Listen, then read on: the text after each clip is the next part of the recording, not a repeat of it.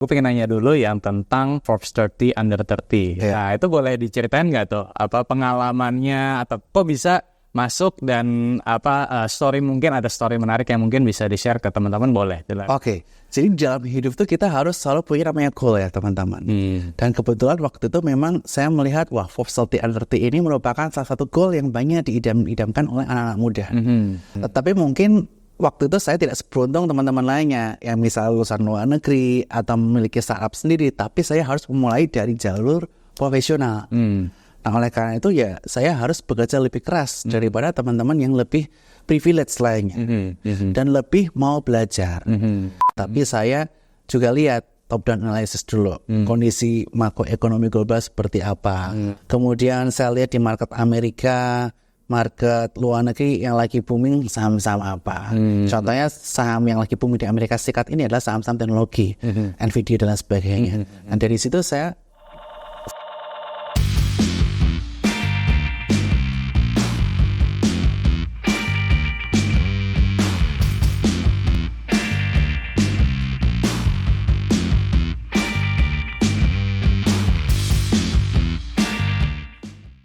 Halo semuanya, kembali lagi dalam Money Discussion with Rifan Kurniawan. Nah, di episode kali ini kita kedatangan narasumber yang inspiring banget ya. Hari ini kita bakal ngebahas perjalanan seseorang yang di usia yang masih relatif muda tapi sudah bisa menjadi seorang CEO di salah satu sekuritas. Oke, langsung kita sambut aja Bernardus Wijaya. Beliau merupakan CEO dari Sukor Sekuritas. Halo Bro Rifan, baik banget, dan terima kasih Bro udah diundang di podcastnya Bro Rifan. Thank you juga udah bersedia main ke kantor. Jadi hari ini kita bakal ngobrol-ngobrol ya seputar perjalanan Bro Bernard nih di usia 30-an ya, udah masuk sebagai Forbes 30 Under 30, kemudian juga menjadi CEO di salah satu perusahaan sekuritas di Sukor Sekuritas ya kan. Nah, tapi sebelum ke sana mungkin Bro Bernard boleh cerita nggak ke teman-teman investor nih, perjalanan seorang Bro Bernard nih mungkin bisa dimulai dari kayak pendidikannya dan kemudian sepak terjang lah di dunia pasar modal. Silakan. Oke, terima kasih Bro Rifan. Halo teman-teman semuanya, terima kasih. Happy banget diundang di podcast kali ini. Dan tentu saja aku tuh kayak teman-teman yang mayoritas ya. Jadi awal mulanya tuh aku dari daerah, tinggal di daerah Sleman sampai tahun 2006. Kemudian 2006 sampai 2009 sekolah SMA di Magelang. Baru kuliah di Bandung 2009 sampai 2013. Oke. Nah, karena kan selama kehidupan aku selalu di kota yang nggak gitu gede ya. Mulai dari Jogja, kemudian Magelang, ke Bandung. Jadi exposure mengenai investasi itu sama sekali nggak ada. Jadi dulu aku tahunya kalau punya pendapatan, punya uang lebih ya tabung aja. Investasi di mana ya di bank. Dalam bentuk apa? Tabungan atau deposito. Hingga akhirnya di tahun 2013 saya join dengan Citibank Indonesia. Di mana di Citibank Indonesia itu aku dirotasi di beberapa bagian, di mana ini merupakan program namanya Manajemen Associate. Di program ini saya dirotasi di beberapa bagian. Yang pertama kali kebetulan adalah Securities and Fund Services, terutama di bagian Transfer Agency Unit. Nah, di bagian Transfer Agency Unit ini, saya waktu itu bertugas sebagai Project Manager untuk mengoptimalisasi proses dari sisi unit agency atau transfer agency, yaitu yang ngurusin subscription, redemption, sama switching untuk produk-produk sederhana. Dan tiap akhir bulan, waktu itu kan belum ngetren ya zamannya email. Biasanya statement-statement itu masih dikirim dalam bentuk kertas gitu ya. dari bank kustodian. Just kita Citibank sebagai bank kustodian. Kita waktu itu lebit kertas dan lain sebagainya. Ada namanya NAV, kemudian nama-nama produk. Dan saya belajar, wah ternyata investasi di reksadana itu bisa menghasilkan return yang jauh lebih tinggi daripada deposito. Nah, oleh karena itu saya mempelajari mengenai reksadana. Mulai dari jenis-jenisnya, ada di pasar uang, pendapatan tetap, campuran, kemudian reksadana saham, hingga akhirnya aku juga langsung terjun di tahun 2013 tersebut.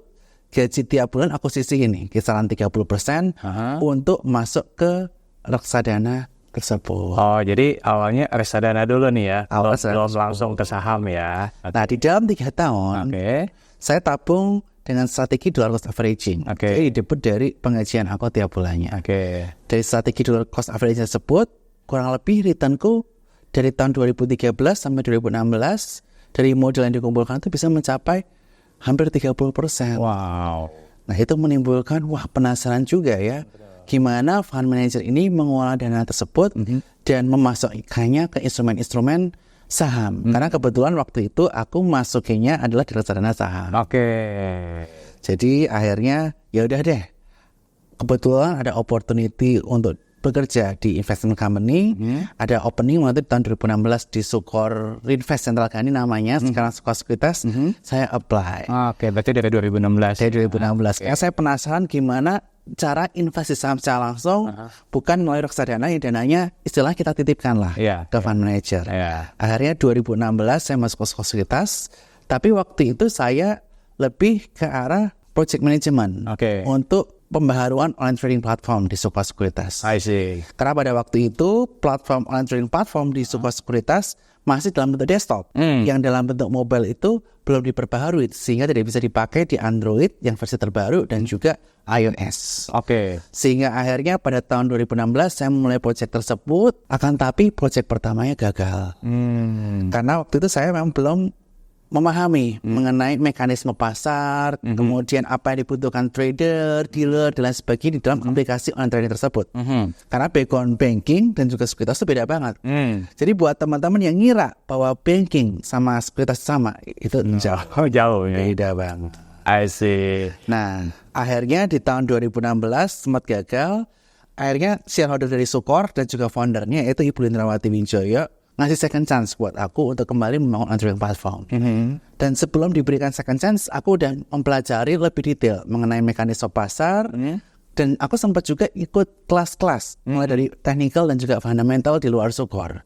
Selain itu saya juga banyak diskusi dengan tim riset saya. Jadi untuk sharpening my knowledge, sembari saya membangun aplikasi online trading yang jilid 2 tersebut.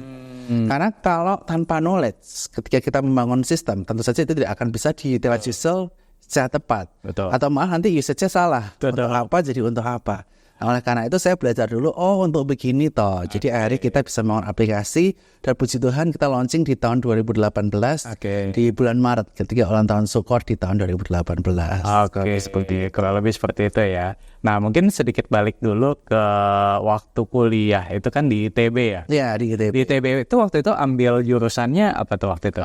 ITB jauh banget bro, aku ambilnya di teknik kimia. Teknik kimia. Kalau Bolivan apa nih? Ekonomi di UI, jadi masih nyambung lah gitu. Nah pertanyaannya adalah waktu dari teknik kimia, kemudian kan waktu itu sempat ke Citibank tadi ya. Nah itu kan dunia yang berbeda tuh. Nah apa yang membuat atau membawa Gue Bernard akhirnya setidaknya masuk ke dalam lingkup finansial dulu deh, meskipun belum relate langsung ke pasar modal ya, tapi bisa dari teknik kimia akhirnya minat untuk ke perbankan itu apa? Jadi di tahun 2013 itu orang-orang teknik kimia lulusannya rata-rata pengennya masuk ke oil and gas industry. Ya biasanya itu. Biasanya ke situ, kalau enggak ke petrochemical, Chandra Asih, Barito atau lain sebagainya. Cuma yang paling diminati tentu saja oil and gas, karena salary atau payroll yang bagus lah, benefitnya oke lah. Tapi waktu itu di tahun 2013-2014 kan ada oil crisis ya, jadi oil harganya puncak-puncaknya terus mengalami declining, sehingga oil company, oil services itu nggak banyak merekrut orang baru. Karena nggak banyak merekrut orang baru, akhirnya ya udahlah, aku cari opportunity lain. Sempat coba di consulting group seperti McKinsey, BCG dan sebagainya, tapi nggak keterima. Ke consumer goods seperti Unilever dan lain sebagainya juga nggak lolos. Puji Tuhan aku diterima di Citibank, dan itu membukakan mata aku terhadap industri keuangan. Dimulai dari perbankan, dan untung aja waktu itu rotasi pertama aku di Securities and Fund Services yang related langsung sama pasar modal. Di situ mulai kebukanya ya di situ. Mulai kebuka, walaupun waktu itu masih custody aja ya. Gimana kita handle klien-klien institusi untuk safekeeping aset dan lain sebagainya, untuk pencatatan, dan juga handle produk reksadana untuk dikirimkan reporting kaitan transaksi reksadana and client. Walaupun di situ tapi ternyata begini ya reksadana, dan akhirnya membuat saya tertarik untuk belajar lebih lanjut mengenai investasi. Oke, nah next question adalah ketika tadi di Citibank dan kemudian pindah ke Sukor, tadi kan Mbak Bernard sempat bilang bahwa ya ini dunia yang sebenarnya berbeda. Tapi ada nggak sih yang pembelajaran gitu yang bisa dibawa dari Citibank ya ke Sukor? Ada nggak yang nyambungnya nih? Jadi mungkin aku cerita sedikit lengkap ya. Di Citibank waktu itu aku 3 rotasi. Rotasi pertama aku di Securities Advanced Services. Jadi belajar mengenai operasional di pasar modal lah, secara garis besar. Jadi itu bisa saya bawa ke Sukor Sekuritas juga untuk belajar dan mengerti mengenai operasionalnya. Kemudian yang kedua, rotasi saya di GCG atau Global Consumer Good Project Management IT. Nah di situ saya belajar sistem IT perbankan. Nah IT itu kan menjadi core dari sekuritas juga. Itu saya terapkan di sekuritas. Dan apalagi waktu itu teknologinya di Citibank saya ambilnya di consumer banking, which is sesuai banget dengan waktu itu yang Sukor Sekuritas lagi pengen go retail banget. Dan kemudian yang ketiga adalah kaitannya mengenai cash management operation. Nah di situ saya handle kurang lebih hampir 20 orang di bawah saya. Nah ini melatih saya dari sisi leadership, bagaimana menghandle orang yang memiliki berbagai karakter, berbagai kepribadian, menjadi satu tim yang kompak untuk mencapai visi dan tujuan bersama. Luar biasa. Jadi 3 skill tadi, mulai dari operasional di pasar modal, kemudian teknologi, IT, dan yang ketiga kaitan mengenai people management yang saya bawa ke Sukor Sekuritas. I see. Jadi meskipun secara industrinya mungkin agak berbeda, tapi tadi dari segi teknologi, kemudian operasional sama people managementnya yang kemudian bisa menjadi bekal gitu ya. Bisa menjadi bekal. Pasar modal. Karena mungkin di sini ada juga nih teman-teman yang mungkin saat ini lagi karirnya di perbankan, tapi mungkin lagi mempertimbangkan untuk ke pasar modal, ternyata bisa juga ya itu dibawa ya. Bisa, tapi kita harus ada semangat belajar yang lebih lagi. Karena kalau semangat belajar yang masih pas-pasan, belum dapat knowledge, si ujung-ujungnya kayak yang pertama tadi, saya gagal ketika membangun aplikasi online trading platform, padahal itu saya memakan waktu setahun, pulang malam terus, sampai tengah malam selama setahun, tapi gagal juga. Jadi perlu ada namanya growth mindset, semangat untuk belajar mengenai technical skill di pasar modal. Mulai kita belajar makroekonomi, kemudian belajar fundamental analysis, dan juga belajar technical analysis. Karena ketiga ilmu tersebutlah yang dipakai ketika kita atau nasabah kita melakukan trading ataupun investasi saham. I see. Menarik ya. Jadi buat teman-teman nih yang mungkin lagi pengen mempertimbangkan untuk pindah karir, nih bisa jadi contoh juga ya. Dan teman-teman juga harus belajar, seperti saya sampaikan, bisa belajar bareng Bro Rifan Kurniawan yang tentu saja punya berbagai modul ya, kaitan mengenai fundamental, makroekonomi, yang mana itu sangat membantu banget. Ketika aku ketemu sama klien, ketemu sama media, di mana itu bisa meningkatkan confidence aku yang sebelumnya di perbankan nggak dibekali dengan background itu. I see. Jadi harus punya growth mindset ya lagi. Oke. Nah, kita langsung masuk ke topik utamanya nih.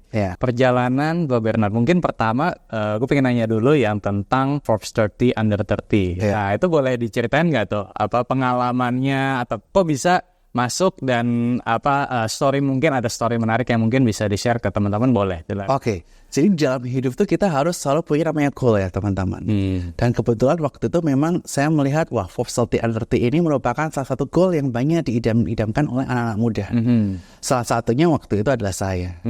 Tetapi mungkin waktu itu saya tidak seberuntung teman-teman lainnya yang misal lulusan luar negeri atau memiliki startup sendiri, tapi saya harus memulai dari jalur profesional. Nah oleh karena itu ya saya harus bekerja lebih keras daripada teman-teman yang lebih privilege lainnya dan lebih mau belajar. Nah waktu itu yang saya identify dari bisnis sekuritas di tahun 2016 mereka itu masih sangat fokusnya kepada institutional client. Mereka belum melihat bahwa retail itu akan beneficially atau memberikan benefit kepada company. Sehingga banyak company belum berani menginvestasikan ke retail, mulai dari pembuatan and trading yang bagus hingga marketing campaign di company tersebut terhadap retail. Tetapi saya melihat, wah ini kesempatannya emas karena belum ada yang grab segmen ini. Karena saya melihat orang-orang udah mulai belanja pakai Tokopedia. Kemudian beli makanan, naik ojek, pakai Gojek. Kemudian traveling kemana-mana pakai Traveloka. Dan teman-teman saya yang pindah ke startup company tersebut dibayarnya jauh lebih mahal. Naiknya berkali-kali lipat dibandingkan ketika di Citibank. Dan saya juga mikir, wah one day nih investasi juga akan seperti ojek, belanja, sama traveling. Semua akan dipermudah. Oleh karena itu ketika saya diassign untuk mengambil project ini, saya melakukan secara maksimal walaupun sempat gagal pertama kali. Dan setelah aplikasi online trading ini sukses, tentu saja aplikasi hanya sekedar aplikasi kalau tidak ada user yang menggunakan. Dan akhirnya saya waktu itu mulai membuat kurikulum mengenai bagaimana menggunakan online trading. Berdasarkan dari saya melakukan testing, diskusi dengan developer, dan juga dari user yang saya pelajari. Saya melakukan sosialisasi ke internal dan eksternal. Tapi saya mikir, kalau cuma sosialisasi aplikasi, apa sih yang menarik? Aplikasi hanya sekedar aplikasi, tapi tidak ada manfaatnya. Kalau tidak tahu bagaimana mengutilisasinya. Contohnya, Traveloka nggak akan berguna kalau orang nggak suka traveling, benar nggak? Betul. Spot juga nggak akan berguna kalau nggak bisa bantu orang untuk bikin profit. Nah dari situ saya bikin kurikulum dari beberapa buku-buku yang saya baca, dari kelas-kelas yang saya ikutin bersama teman-teman, kemudian berdasarkan diskusi saya dengan tim research, akhirnya saya bikin kurikulum. Mulai dari 101 pengenalan saham, 101 technical analysis, dan 101 fundamental analysis. Saya waktu itu bikin kurikulum dan saya roadshow ke cabang-cabang, bikin event, dan perbesar sosial media saya supaya event ini diikuti oleh banyak orang. Betul. Tetapi seiring berjalan waktu, saya pikir kita butuh galah. Pernah nonton videonya Pak Bambang Pacul nggak? Yang kaitannya politik, total politik. Lupa. Oh, nggak pernah. Jadi dia bilang begini, Korea kalau mau naik ke tingkat yang lebih tinggi lagi harus ada galah. Dan waktu itu kita mikir, wah kalau Sukor nggak pakai galah nih, kita akan di sini-sini aja. Waktu itu galah yang kita pakai, kita minta tolong sama Kevin Hendrawan. Thank you buat Bro Kevin. Jadi oke, kita pakai PM Ambassador Kevin Hendrawan. Kita kontrak sama dia, oke bantu ya bro ya setahun ke depan untuk join eventnya Sukor dan juga bantu bikin podcast bareng Sukor. Nah dari situ nama Sukor naik. Jadi kita benar-benar sukses bersama Kevin Hendrawan menjadi galah kita untuk naik lebih tinggi lagi. Dari Kevin Hendrawan, beberapa komunitas saham di Indonesia jadi tahu mengenai Sukor Sekuritas. Dan akhirnya kita bisa berkolaborasi dengan teman-teman KOL, teman-teman komunitas saham untuk membangun event bersama. Dan dari event bersama ini nama Sukor naik, kita buka rekeningnya juga banyak, meningkat. Akhirnya transaksi meningkat. Waktu itu transaksi meningkat, server sempat ngadat. Nah kita harus jalanin bareng-bareng nih untuk istilahnya investasi infrastruktur sama menghasilkan revenue dari bisnis yang ada. Betul. Nah akhirnya itu sukses. Kita udah jalanin semua campaign dari sosial media, event dan kolaborasi dengan komunitas. COVID terjadi 2020. COVID terjadi, sempat stres karena transaksi sepi banget. Apalagi waktu itu transaksi juga sempat turun karena kasus Pak PT dan juga Pak HA yang Asabri, sehingga transaksi turun. Kemudian banyak rekening disuspend. Nah, COVID membuat IHSG turun ke 3.900 sempat. Tapi ada rebound, dan karena kita tetap aktif melakukan sosial media, event online, dan aplikasi kita terus kita enhance.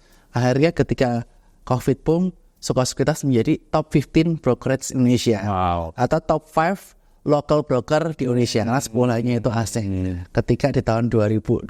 Dan itulah yang menyebabkan, puji Tuhan, dapat jadi Forbes 30 under 30. I see. Jadi karena karena action tadi ya, meskipun kandidat lain mungkin ada privilege ya kan, tapi mungkin dengan kerja keras tadi ya. Kerja keras dan strategi akhirnya Mbak Bernat juga bisa masuk ke dalam Forbes 30 under 30 seperti itu ya. Ya sama kita ketika fundamental analysis lah. Ketika kita membuat perusahaan, kita jangan hanya lihat laporan keuangannya.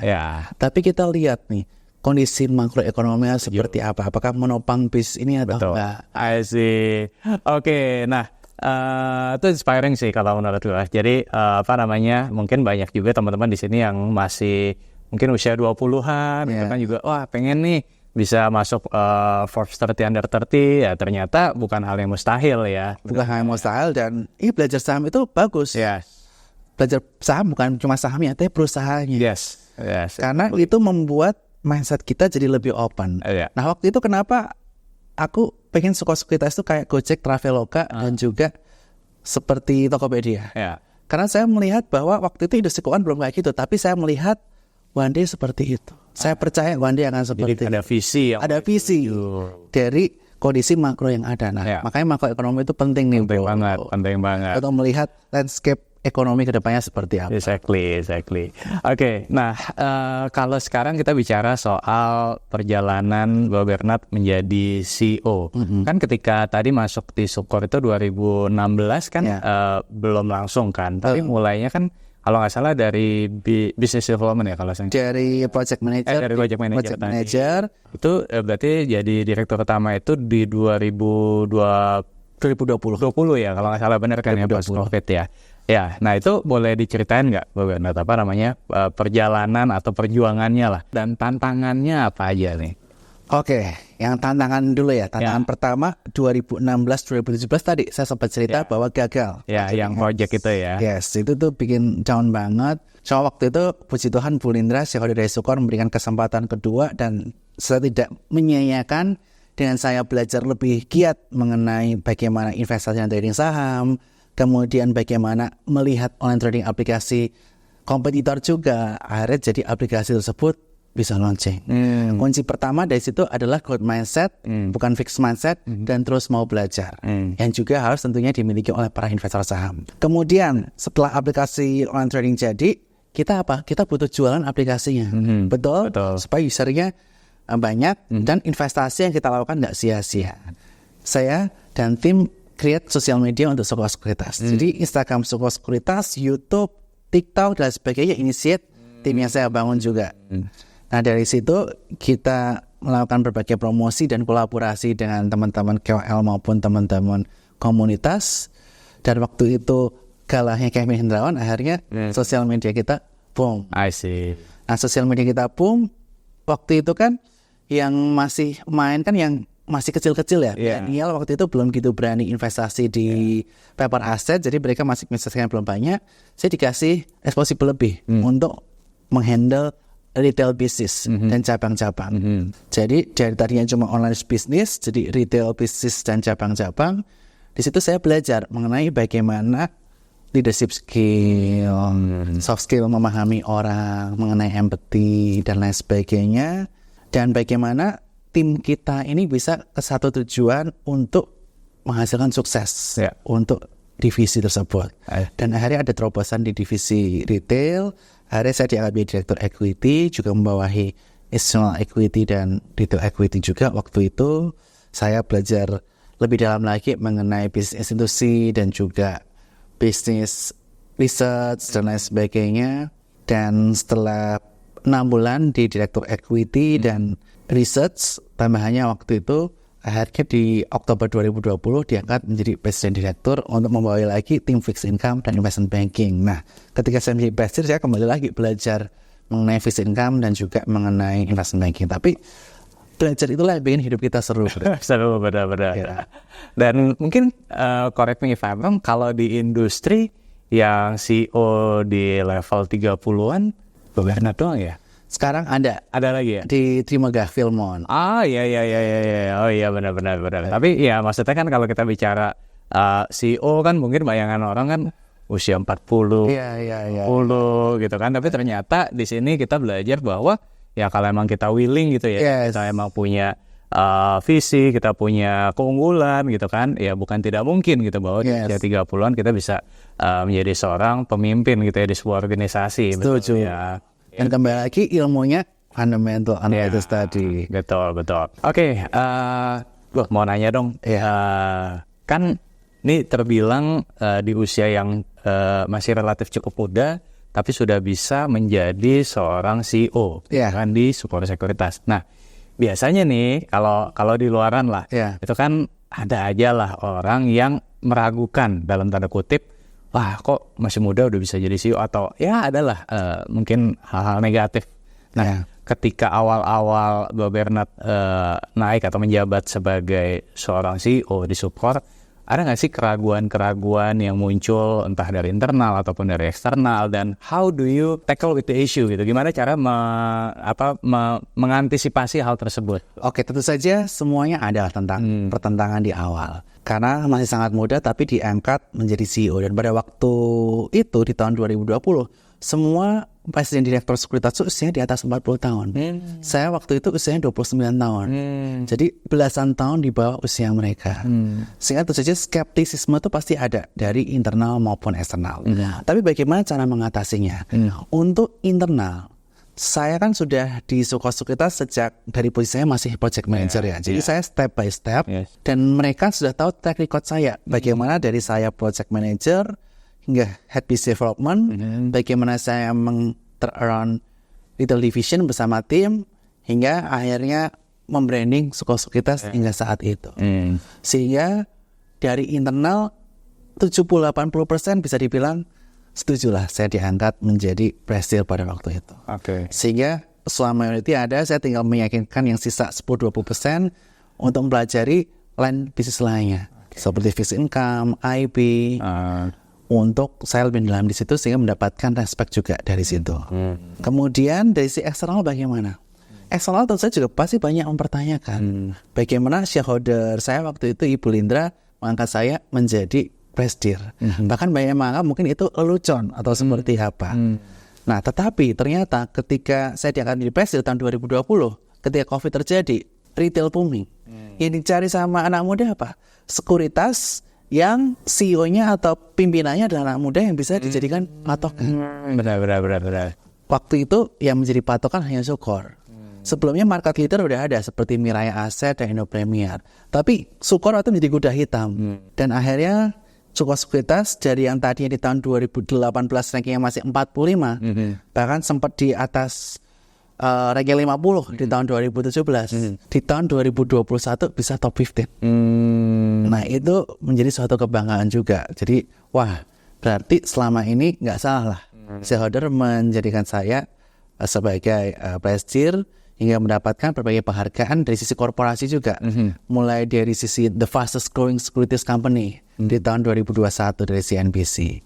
Kemudian kita dapat the best online trading platform di tahun 2022. Dan di tahun 2023 mendapatkan the best underwriter. Nah, ini menjadi pengakuan bahwa istilahnya waktu itu keputusan shareholder tidak salah, dan saya bisa mengemban amanah itu dengan baik, dan mudah-mudahan kedepannya juga semakin baik buat Suko Sekuritas. Jadi pasti ada aja lah ya dari internal atau eksternal yang mungkin awal-awal akan meragukan ya, tapi bagaimana kita bereaksi adalah dengan pembuktian, mungkin seperti itu. Pembuktian, we have to prove ourselves, dan kita harus kacamata kuda aja.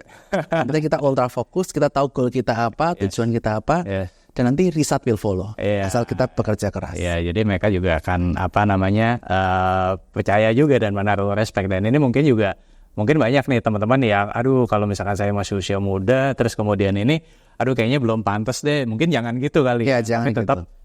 Kitanya nih harus kita harus memantaskan diri, mungkin itu. Betul, kita harus memantaskan diri, betul. Upgrade level kita lah. Upgrade level kita. Usia itu hanya angka, betul. Tapi pengalaman kita atau hasil kerja kita atau track record kita yang membuktikan, betul ya. Kalau saya itu gini prinsipnya, kalau saya dikasih amanah, dikasih tanggung jawab, saya hajar kanan dulu. Bisa nggak bisa urusan belakang. Yang penting bisa gitu. Yang penting bisa dulu. Karena dari kita bisa bilang bisa, dari kita manifestasi positif, the good things will come. Jadi kayak kita pokoknya meskipun nggak bisa, pokoknya bilang bisa dulu. Nanti kita cari tahu caranya. Betul. Gitu ya. Mantap nih, ini sama sih gue juga. Sama kan? Sama deh. Nah sekarang mau nanya lagi deh. Ini kan tahun 2024 ya. 2024 mungkin so far not even easier dibandingkan dengan tahun lalu ya, dimana mungkin ya suku bunga masih tinggi ya kan, kemudian mungkin kalau kita lihat liquidity di market juga ya masih slow lah ya. Nah pertanyaannya adalah apakah hal tersebut juga berpengaruh ke mungkin jumlah transaksi di Sukor dan bagaimana Bapak Bernard mengantisipasi hal yang lagi terjadi saat ini, dan mungkin kalau bisa di-share ke teman-teman gimana outlook ke depannya. Oke, jadi yang pertama kaitan mengenai sekuritas di tahun 2024. Tentu saja di 2 bulan pertama ini very slow ya.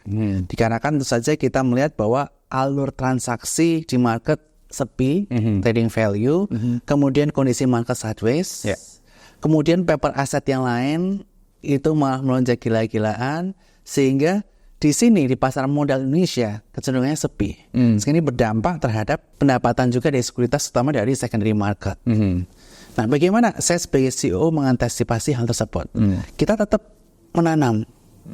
Menanamnya bagaimana? Kita melakukan perbaikan di saat seperti ini. Dari sisi infrastruktur, mempersiapkan nanti ketika boom lagi. Kemudian kita memperbaiki secara compliance.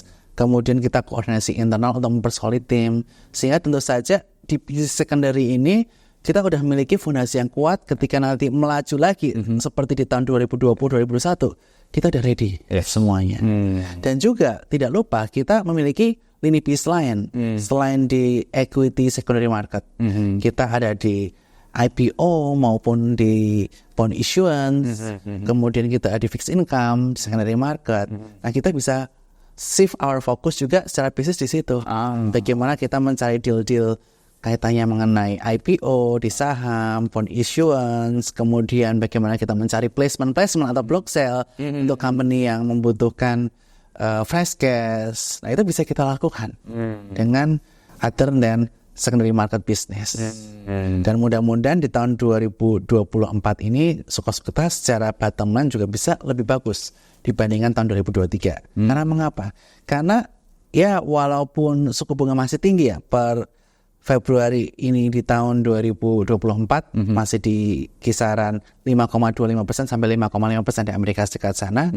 Tetapi berdasarkan konsensus dan juga prediksi dari ekonom sekuritas, second half ada potensi mengalami penurunan suku bunga. Dan ketika suku bunga ini mengalami penurunan, tentu saja masyarakat ataupun investor yang awal mulanya sekedar saving, ya awal mulanya investasinya di instrumen yang lebih aman, yang rate-nya lebih tinggi seperti obligasi maupun ke time deposit. Ketika suku bunga turun, pasti yield obligasi, suku bunga deposit juga turun. Kemudian orang udah nggak tertarik lagi untuk investasi di aset tersebut. Orang cenderung spending ke atau investasi ke paper aset di equity. Gitu. Sih, benar sih. Jadi emang kalau kita bicara soal penurunan suku bunga ini salah satu yang dinanti-nantikan lah ya. Sama mungkin equity investor dan mungkin juga terkait dengan politik kali ya. Kalau sekarang sih udah nggak gitu pengaruh ya. Karena cuma kembali lagi yang menjadi wait and see dari investor bukan presiden atau wakil presidennya, tetapi kebijakannya nanti seperti apa.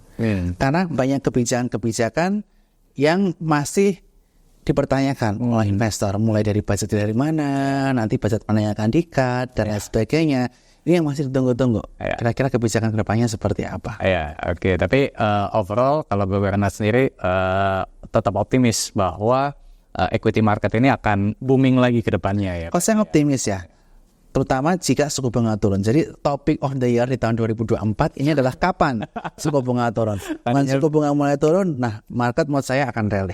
Tadinya kan ada sejumlah konsensus bilangnya Maret, tapi ternyata kemudian mundur second half. Nanti kita lihat lagi ya seperti apa ya. Oke, menarik. Nah, ini selanjutnya pengen ngobrolin seputar, tadi kita udah bicara soal perjalanan Bernard mencapai Forbes 30 Under 30, kemudian perjalanan sebagai CEO dan tantangannya, kemudian kita udah bicara soal outlook ya kan. Nah, sekarang pengen ngupas sedikit deh, kalau misalkan Bernard sendiri ini di luar sebagai kapasitas sebagai CEO ya, tapi sebagai investor gitu ya. Kalau style Bernard sendiri dalam invest itu lebih ke apa? Lebih ke trading atau lebih ke investing atau mix atau gimana nih? Saya mix ya. Ada yang investing, dollar cost averaging. Cuma saya dollar cost averaging hanya setia satu saham.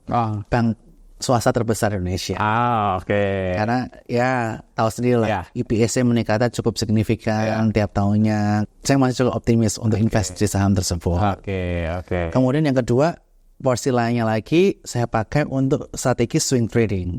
Nah, swing tradingnya tapi saya nggak murni swing trading, tapi saya juga lihat top down analysis dulu. Kondisi makroekonomi global seperti apa. Kemudian saya lihat di market Amerika, market luar negeri yang lagi booming saham-saham apa. Contohnya saham yang lagi booming di Amerika Serikat ini adalah saham-saham teknologi, Nvidia dan lain sebagainya. Nah dari situ saya bawa ke Indonesia. Indonesia saham-saham teknologi gimana?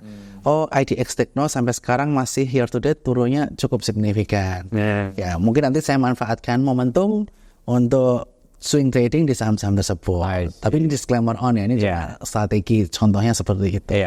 Kemudian kita lihat sektor lain apalagi yang menarik, kita lihat harga coal, nikel udah mulai rebound lagi setelah di tahun 2023 akhir terbenam cukup dalam. Nah ini juga bisa diperhatikan, kita lihat chart pattern-nya seperti apa untuk menentukan entry dan exit-nya. Tapi kita udah tahu, oh yang lagi menarik ini nih karena kondisi global dan juga regionalnya seperti ini.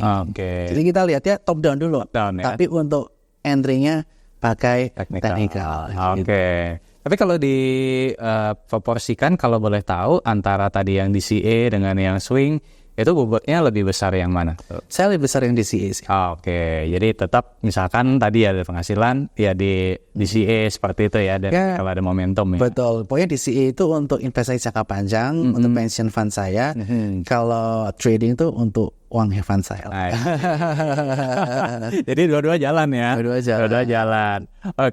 Nah, ini mau nanya sedikit tentang personalnya Bob Bernard nih. Jadi Bob Bernard juga juga sempat jadi penyanyi dan sempat ikut ajang Indonesian Idol ya kalau nggak salah ya. Nah itu gimana tuh kisahnya tuh, boleh diceritain sedikit nggak?